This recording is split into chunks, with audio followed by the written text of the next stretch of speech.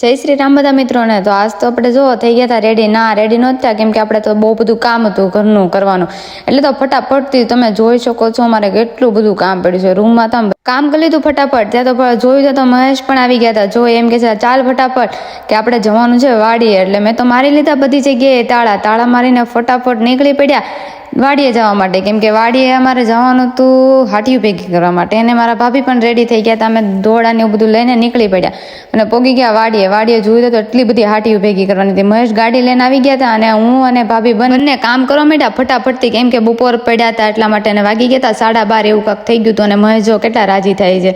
અને ફટાફટથી અમે ભેગી કરી લીધી. અને પછી તો પાણીની બહુ તરસ લાગી ગઈ, એટલા માટે અમે તો પાણી પીધું. પછી ભાભી એમ કહે છે મને તો ભરી દે. પછી મેં ભાભીને પણ ભરી દીધું. અને મહેશ વિડીયો ઉતારતા, મેં એમ કીધું રહેવા દો, તો પણ એને ઉતારી લીધો વિડીયો.